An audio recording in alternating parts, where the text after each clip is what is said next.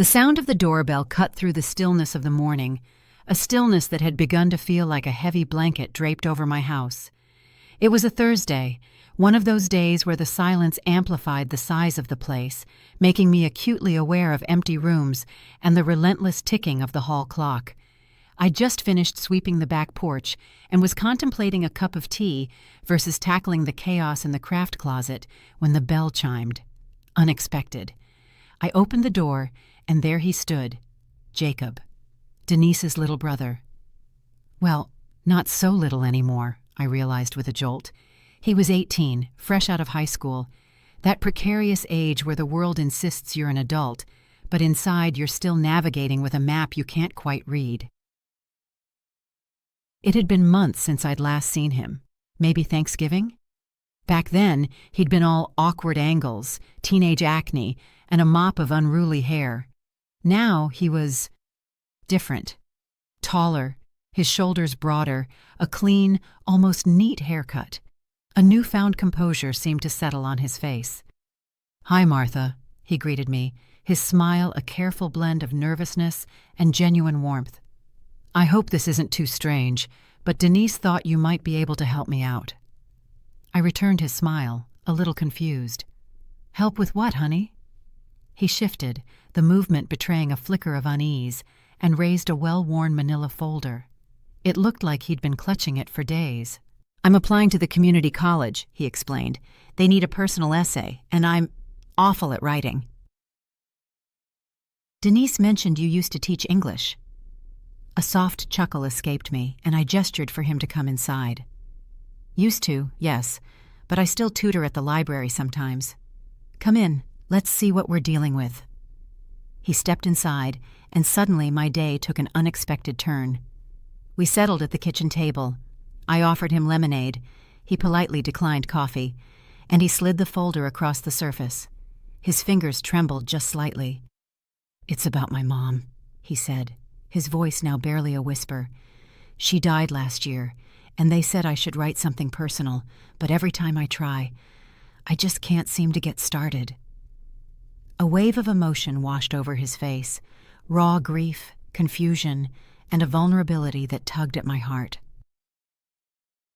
I opened the folder and saw fragments of text, disjointed paragraphs that didn't quite form a cohesive narrative. But beneath the surface, I sensed a story waiting to be told, a story about a boy trying to grasp the fading warmth of his mother's love while facing a future shrouded in uncertainty. "I think I can help," I said gently, "but I won't write it for you. You'll write it, and I'll help you find your voice." His shoulders visibly relaxed with relief. "That's all I ask." For the next few hours, I simply listened and asked questions. I prompted him to reminisce. When did he feel closest to his mother? What memory brought a smile to his face? What moment would he relive if he could? He shared stories about her humming while folding laundry, her insistence on making terrible spaghetti every birthday, the way she used to rub his back when he couldn't sleep, even when he was 15 and towering over her. I watched his expressions shift with each memory.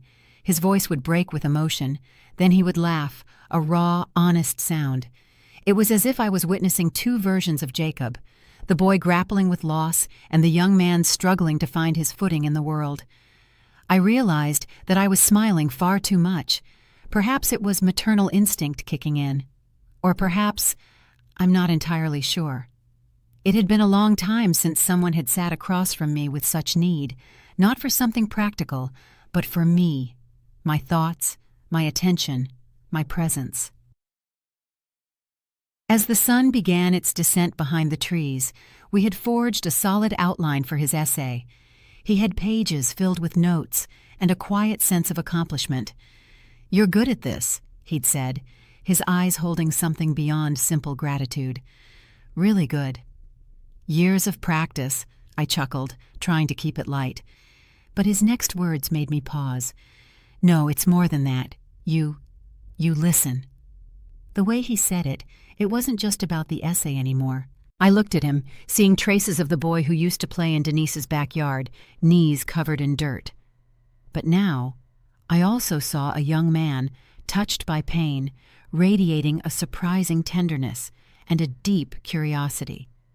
The realization stirred something inside me, a feeling I couldn't quite name. "Come back tomorrow," I said, clearing my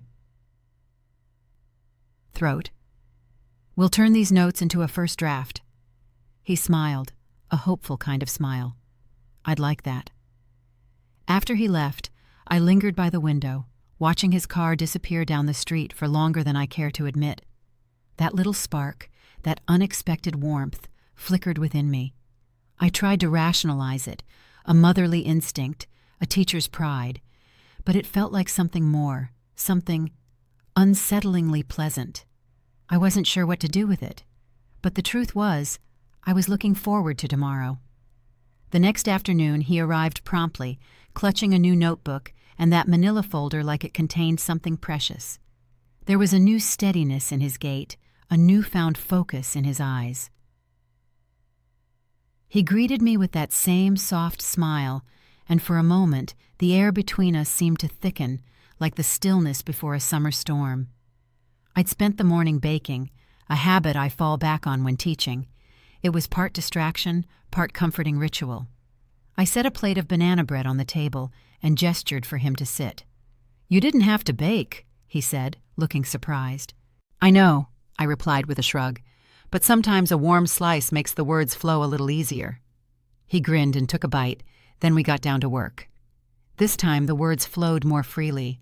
We spread his notes across the table, rearranging them, highlighting key phrases, carefully weaving memories together.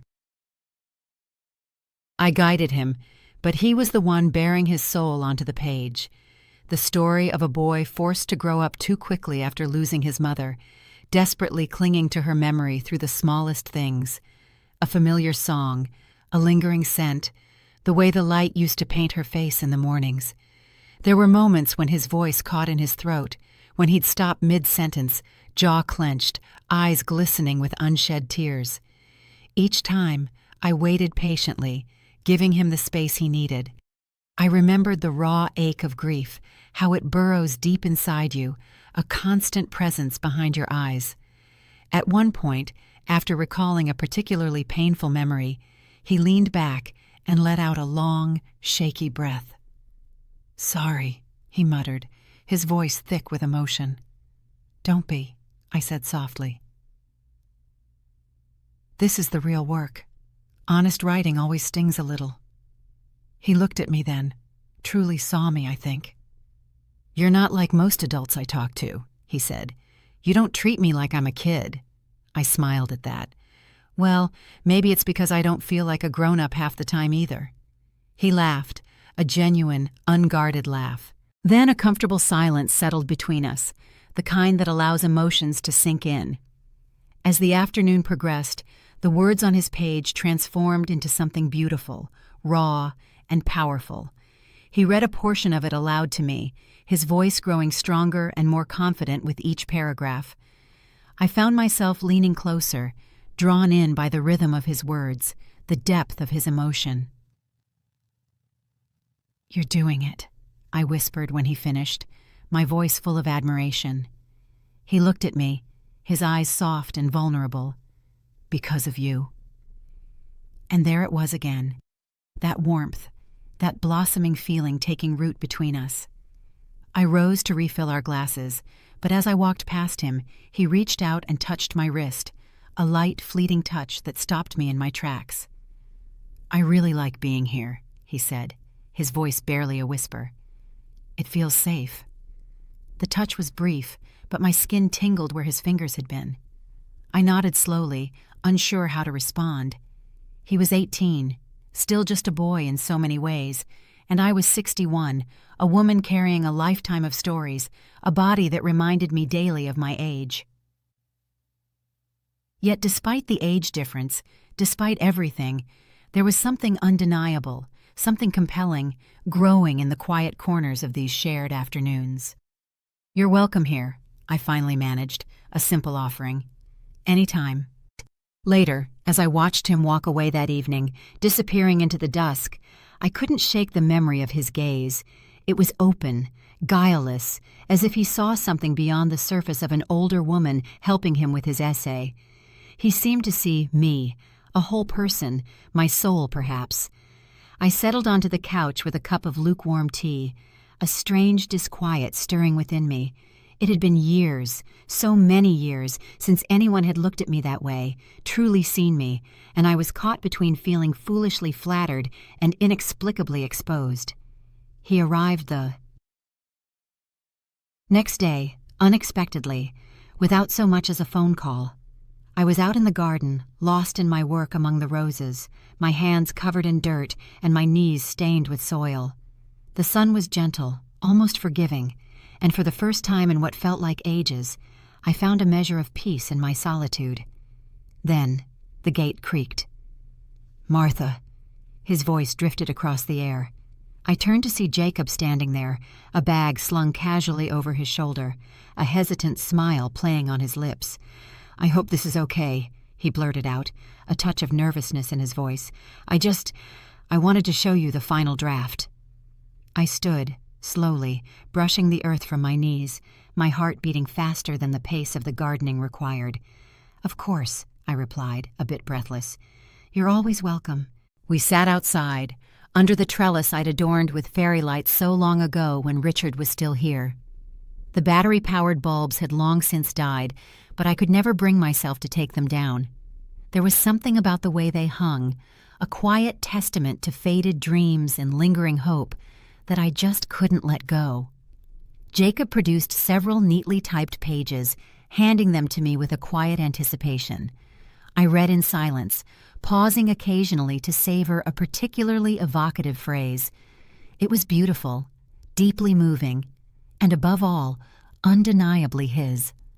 Every line resonated with his unique voice, vulnerable yet strong. A swell of pride bloomed within me. When I finished, I looked up and realized he had been watching me the entire time. "You did it," I said, placing the pages carefully on the small table. "It's stunning, Jacob."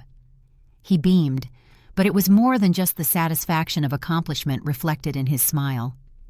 There was something else flickering there, a tenderness, perhaps even a longing, that gave me pause. "You helped me get here," he said softly. "Before this, I didn't think I had anything worthwhile to say." "Everyone has a story within them," I murmured, almost to myself. "Sometimes all they need is someone to listen." His gaze remained fixed on mine, unwavering. "I needed you." My breath hitched in my throat. Silence hung heavy between us. A gentle breeze stirred a strand of hair across my face, and I noticed his eyes flicker towards it before returning to meet mine. "You're different, Martha," he said, his voice low. "It's not just your knowledge or how you helped me. It's you.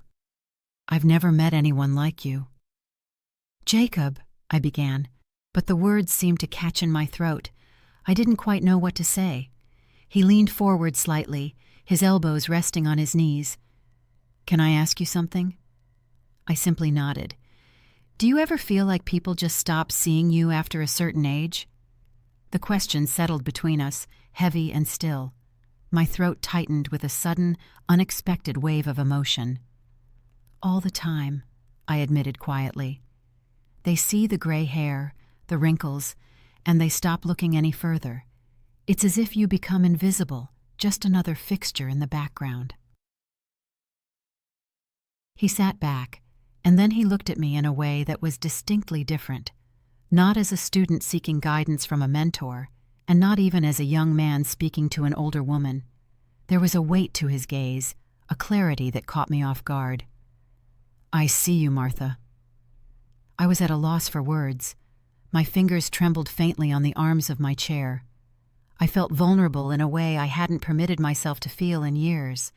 It wasn't just the words themselves, it was the raw honesty behind them, the unexpected sincerity emanating from someone young enough to be my grandson. "I don't want to overstep," he added quickly, a note of urgency in his voice. I needed you to know," I'd said, laying bare a piece of myself I'd kept hidden for so long. After those words hung in the air, a tangible thing, We sat there for what felt like an eternity. The tension wasn't unpleasant, not threatening, but deeply personal, rawly honest. When he finally stood to leave, I found myself walking him to the gate, a silent invitation for him to linger. Before he stepped out, he turned, his gaze soft, yet unfinished. "I don't know what this is," he confessed, "but I know it matters to me." Then he was gone. That night, wrapped in a familiar blanket in my reading chair, I tried to unravel the threads of what had just transpired. I wasn't naive.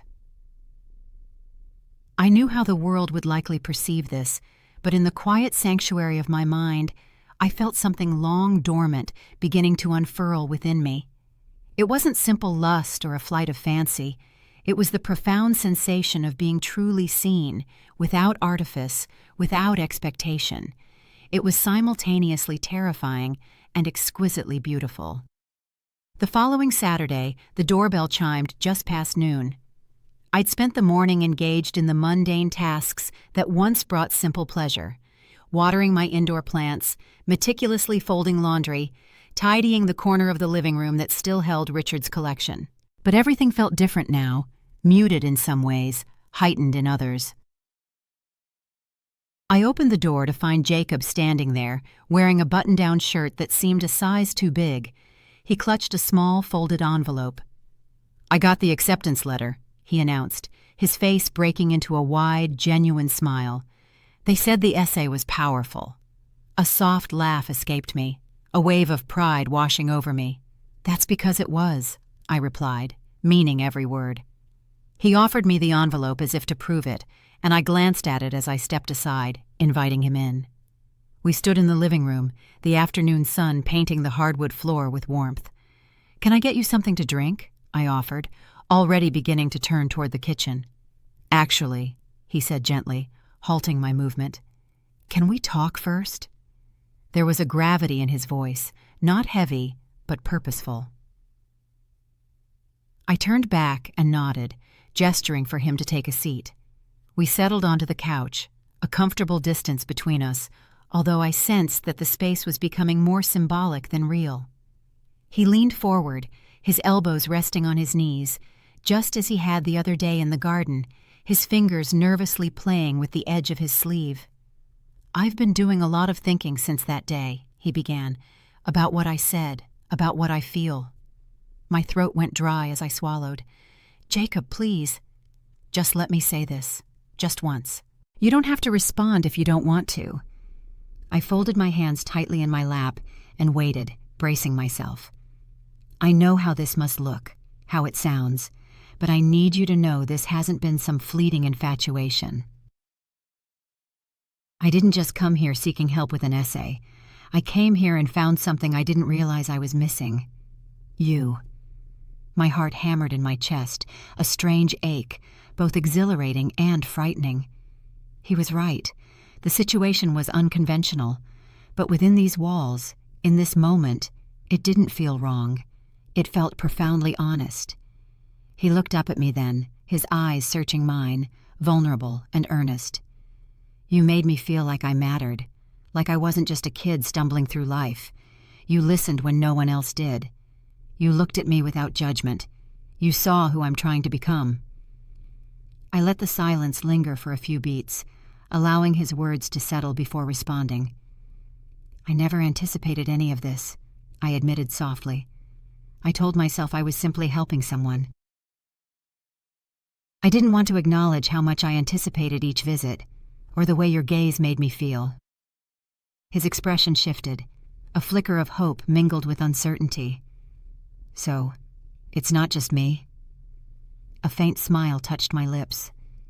"It's not just you." He reached out then, slowly, deliberately, giving me every opportunity to pull away, but I remained still. His hand gently found mine, respectful, tentative. I felt the roughness of his calluses, earned from his summer job at the hardware store, the quiet strength in his touch. We didn't speak for a long moment. This silence wasn't uncomfortable. It was rich, overflowing with unspoken feelings. Finally, I met his gaze and said, "Whatever this is, we have to be careful. thoughtful. We have to acknowledge the reality of it. I've learned over the years just how swiftly something delicate can become shattered. The understanding has settled deep within me. He gave a small nod, his expression serious. I don't want to break this. I simply want to get to know you, to be close to you. It wasn't some sweeping, theatrical declaration of love. It was direct, genuine, and somehow that quiet sincerity resonated within me more profoundly than any grand gesture ever could have. We spent the afternoon simply being together. Sometimes we talked, sharing stories and observations. Other times we just enjoyed the comfortable silence. He even helped me repot a rather overgrown fern.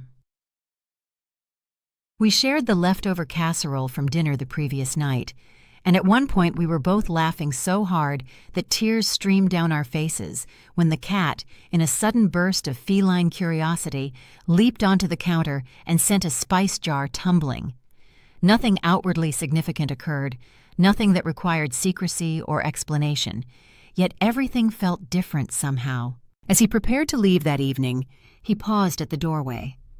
I don't know what comes next, he admitted, a hint of uncertainty in his voice, but I'm happy it begins with you.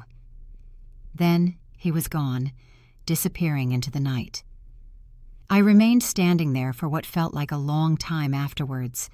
A quiet, lovely vibration settled deep within my bones. I have no idea what the future holds for either of us. Perhaps this will be just a fleeting moment, a brief interlude in our lives. Or perhaps it is something truly exceptional, something I never thought to experience again. But in that moment, I felt acknowledged, truly seen for who I am. And in being seen, I remembered how to see myself again, no longer as a woman past her best years, or as someone fading invisibly into the background, but as someone who is still capable of being valued, desired, loved in ways I had long since ceased to imagine. And for now, for this moment, that was everything.